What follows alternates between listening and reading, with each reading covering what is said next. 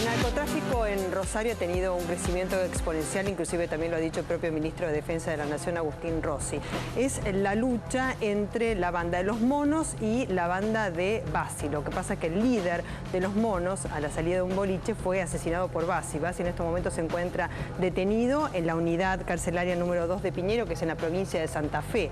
Entonces, como represalia, ¿qué hace la banda de los monos? Le mata un hermano a Bassi. Esto ocurrió el 31 de diciembre, o sea, apenas finalizaba el año pasado. Y recientemente se conoció la información, porque data de la semana pasada, que le mataron otro hermano a Bassi, quien, reitero, se encuentra detenido. Esta es una lucha entre dos bandas de narcotraficantes, pero hasta el momento hay 43 víctimas fatales como consecuencia del narcotráfico en la ciudad de Rosario. ¿Por qué la ciudad de Rosario? Y además recordemos también el atentado contra la casa de Bonfatti, ¿no? que también tomó estado público, algunos detenidos mediante, ¿no?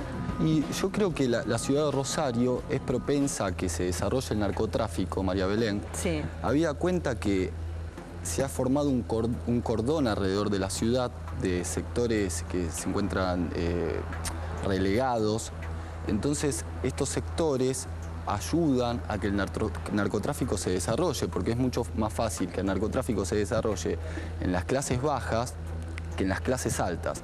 No así sucede con los consumidores. La droga se dice que es una droga socialista en cuanto a que afecta tanto a las clases bajas como a las clases altas y las clases medias.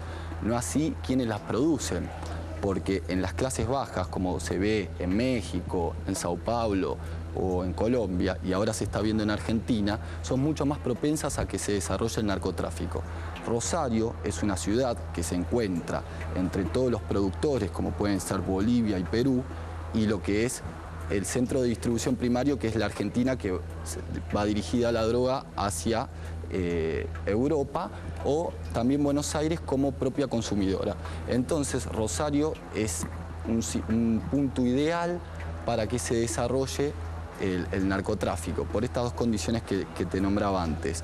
Porque tiene un cordón muy relegado, con mucha gente en una situación precaria, que va a estar dispuesta a cooperar y a trabajar para el narcotráfico, sí, como así también porque justo está en un punto geográfico estratégico para el narcotráfico. Claro, y hay otros puntos estratégicos también, que son los llamados pasos de frontera. Nosotros podemos remitirnos, Gaby, por favor, a la información que publica minuto1.com, de la cual dábamos cuenta al principio del programa, que tenía que ver con el hallazgo por parte de Gendarmería de una avioneta supuestamente destinada al narcotráfico que tenía una matrícula que no se podía ver porque estaba pintada. Detuvieron a 3 hombres que se encontraban, ahí está la avioneta, muy cerca del lugar en un vehículo, a ver si tenían algún supuesto vínculo con lo que había sucedido, pero esta narcoavioneta secuestrada hacía viajes relámpago entre Bolivia y Jujuy. Es la información que actualiza minuto1.com. O sea, realizó varios allanamientos en San Pedro, en Jujuy, en una investigación que se inició hace varios meses y que es supervisada por el secretario de Seguridad de la Nación, Sergio Berni, y fuentes policiales confirmaron a minuto1.com que la aeronave tenía esa función, con lo cual ya está confirmado. ¿Este es otro punto también? Como bien vos decís, María Belén, los puntos fronterizos son muy importantes para el control del narcotráfico. Todo lo que es la zona de Salta y Jujuy. Y estas avionetas, ¿no es cierto? Y estas avionetas y estas pistas de aterrizaje que son clandestinas. Y están en propiedades privadas. Y están en propiedades privadas, que muchas veces son coaccionados los mismos dueños de estos campos o de estas tierras por los narcotraficantes para poder realizar este tipo de vuelos. De todo el sector de lo que es Bolivia y Perú, el problema principal lo tiene la provincia de Jujuy y Salta, que principalmente lo que es el comercio que existe en esta zona es la cocaína o la coca. Después también está la zona de Misiones y Corrientes, donde el problema lo tenemos con el Paraguay, que es el sector donde se produce la marihuana.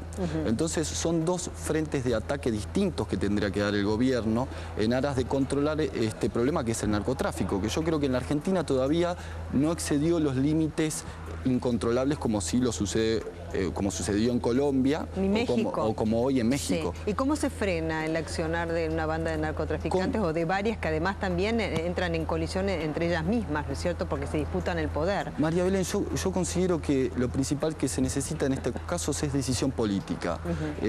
No sé si recordás que hace unos años en la ciudad de Buenos Aires existían muchos desarmaderos, por ejemplo. Sí. y estos ocasionaban robos a mano armada y muchas muertes.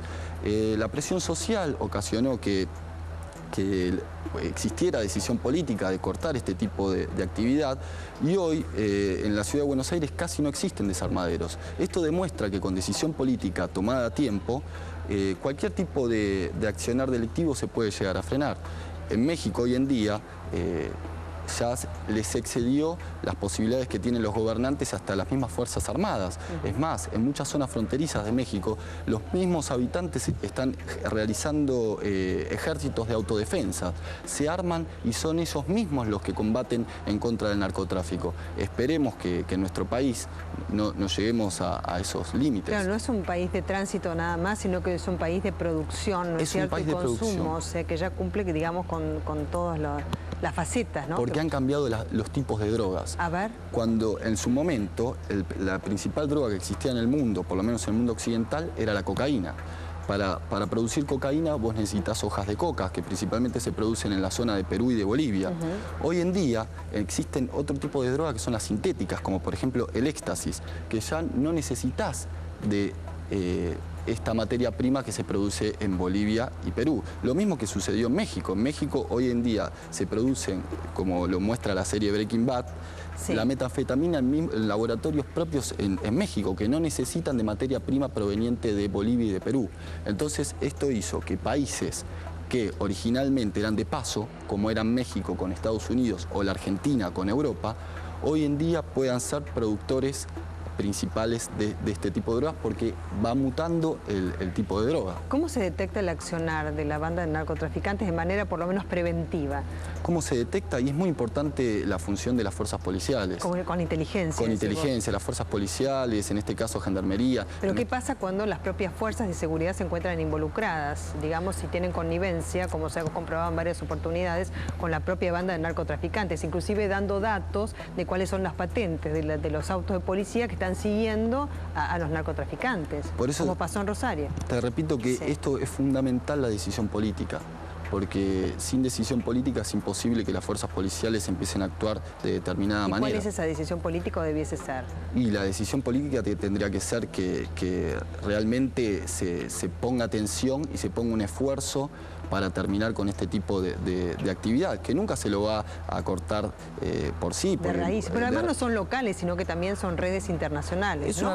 Son redes internacionales. Estados Unidos le destina gran parte del PBI a la lucha contra el narcotráfico. Exactamente. Y sin embargo, el narcotráfico en Estados Unidos se sigue desarrollando. Bueno, sobre todo en la frontera con México. Exactamente. Pero ¿cuál es la diferencia? Que en Estados Unidos son solo consumidores, no son productores. El problema de la droga, el principal problema, es cuando tu país o tu estado se convierte en productor. Entonces, digamos, ¿cuál sería esa diferencia? ¿Cuál es el marco, ¿no es cierto?, en el cual pueden llegar a producir y en otro país no? Yo creo que la principal diferencia es la pobreza, María Belén.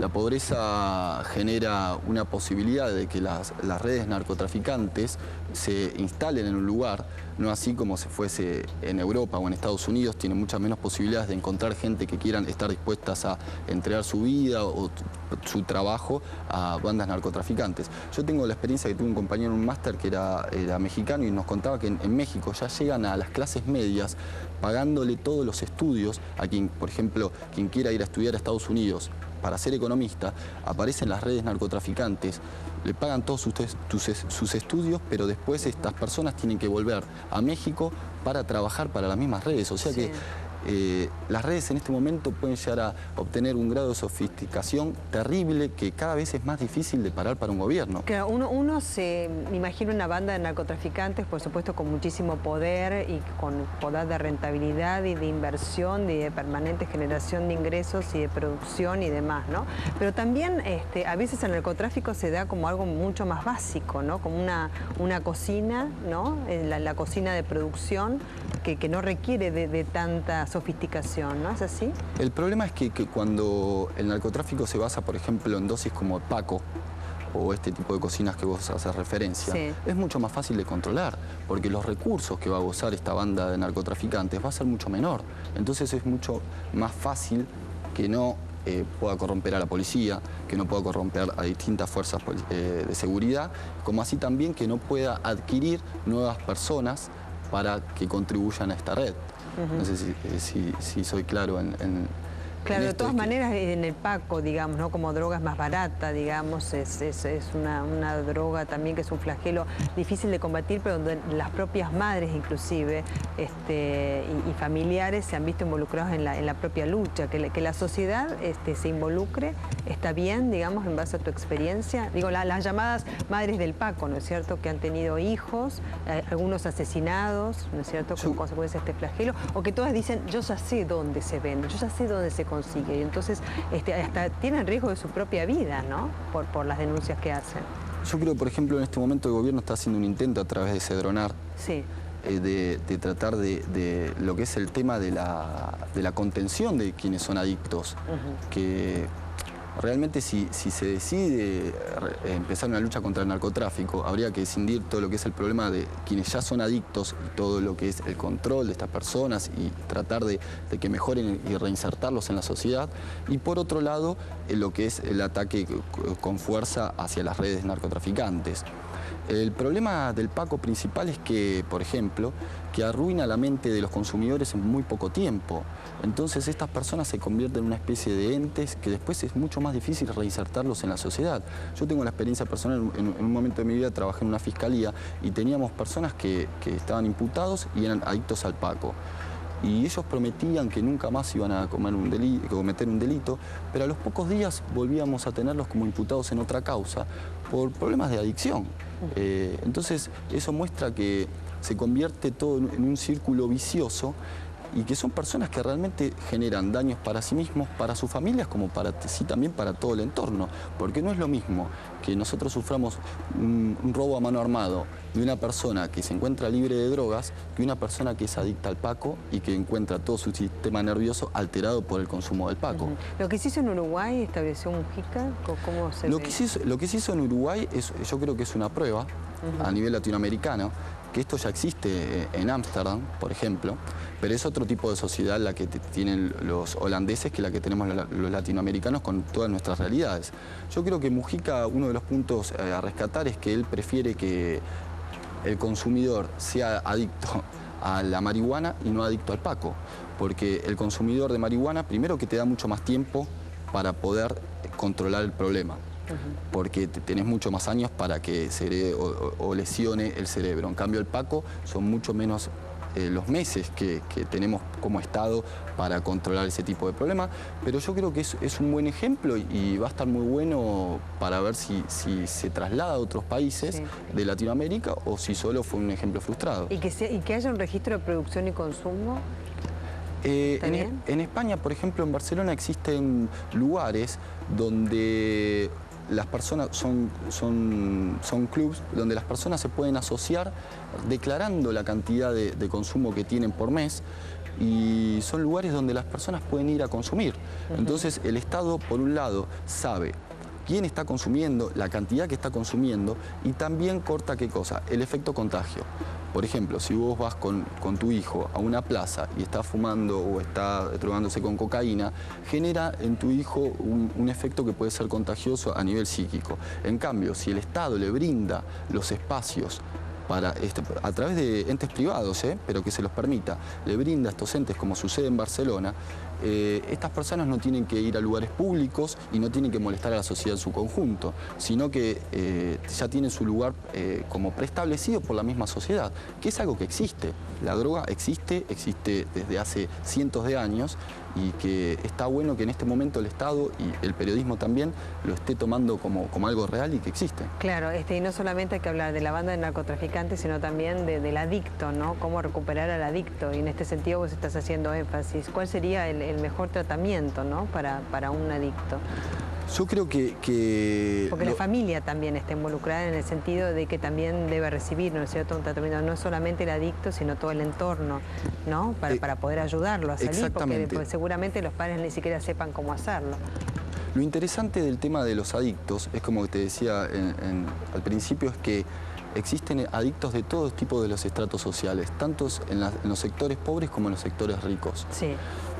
Bueno, el tratamiento que uno tiene que dar a estos problemas va a ser distinto. Por ejemplo, el deporte es algo muy positivo. Si nosotros intentamos como Estado involucrar a las personas de bajos recursos en determinadas actividades deportivas, automáticamente van a tender a no involucrarse con sectores de adicción. Sí. Y entonces sería muy positivo en aras de tratar de controlar este tipo de problemas en los sectores bajos. Bueno, vamos a consultarle sobre otro tema y vamos a mostrar las imágenes también de quien dice que es absolutamente inocente, un joven argentino en España acusado de haber dado muerte a su abuelo. Él dice que es inocente, pero lo culpan de este delito, inclusive está preso en España y está bregando por su libertad. Doctor Seca, ¿mató él a su abuelo? Es difícil de determinar.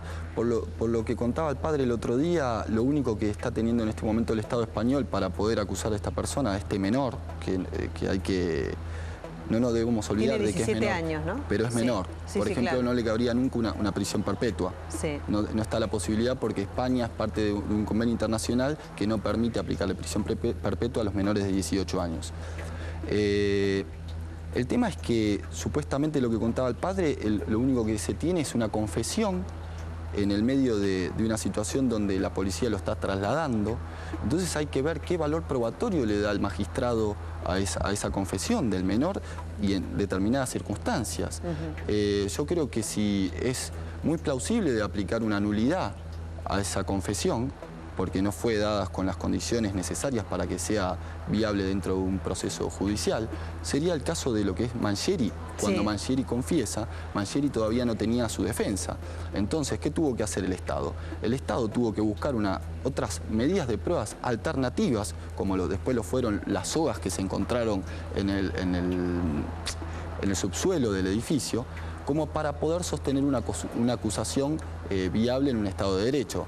Porque la confesión de Mangieri había sido sin defensor oficial, por ejemplo, sin defensa. Entonces, la persona requiere tener una defensa como para que te pueda aconsejar tenés que declarar o no tenés que declarar. En este caso, el menor lo realizó en el medio de un traslado con policías y sin ninguna garantía constitucional salvaguardada en ese caso. Claro. Entonces, yo considero personalmente que el magistrado no va a poder llegar a una sentencia con la mera confesión del menor en ese marco coaccionado. Desde ya. Doctor Nicolás Seca, le agradecemos muchísimo su presencia. Muchas gracias. Sí, bueno, veremos qué pasa, cómo se desenvuelve esa investigación en España. Y vamos a los títulos.